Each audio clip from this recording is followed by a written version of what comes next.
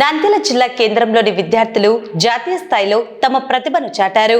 విజయవాడలో నిర్వహించిన 13వ జాతీయ స్థాయి చిత్రలేఖన పోటీల్లో స్థానిక కోటెష్ ఆర్ట్ అకాడమీ విద్యార్థులు అద్భుత ప్రదర్శన కనబరిచి పతకాలు సాధించారు.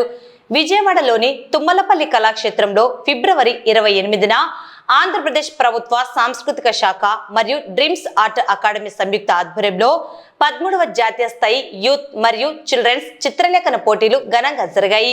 ఈ పోటీలకు దేశవ్యాప్తంగా దాదాపు 2000 మందికి పైగా విద్యార్థులు తమ చిత్రాలను పంపగా నంద్యాల కోటెష్ ఆర్ట్ అకాడమీ నుండి 30 మంది విద్యార్థులు పాల్గొన్నారు.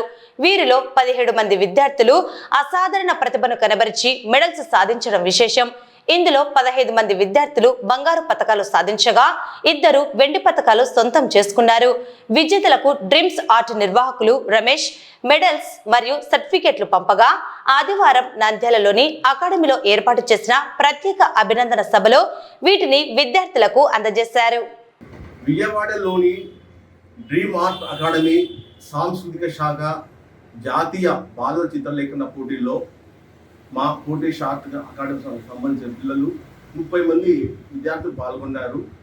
ఇది విజయవాడ డ్రీమ్ ఆర్ట్ అకాడమీ రాష్ట్ర ప్రభుత్వ సాంస్కృతిక శాఖ నిర్వహించిన ఈ చిత్రలేఖన పోటీల్లో దాదాపు 2000 పైగా మంది పాల్గొన్నారు పిల్లలు.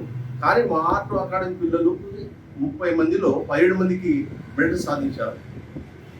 ఇవి అందులో 15 మంది బంగారు పతకాలు, 2 సిల్వర్ మెడల్ సాధించారు. మాకు ఎంతో సంతోషం ఉంది. ఈ పిల్లలను మనం తీర్చిదిద్దడానికి కారణం కూడా వాళ్ళ తల్లిదండ్రులే. మాకు చాలా ఆనందంగా ఉంది ఇన్ని అవార్డు రావడము. ఈ పిల్లల ప్రతిభ చూసి అక్కడ విజయవాడలోని డ్రీమ్ ఆర్ట్ అకాడమీ అధ్యక్షులు రమేష్ గారు మమ్మల్ని అభినందిస్తూ పిల్లలను బాగా పోషిస్తామని చెప్పి సర్టిఫికెట్స్ అందరికీ పథకాలు అందజేశారు. ఈరోజు అభినందన సభ ఏర్పాటు చేసి పిల్లలకు గోల్డ్ మెడల్స్ సర్టిఫికేట్ అందజేశారు. ఈరోజు చాలా సంతోషం.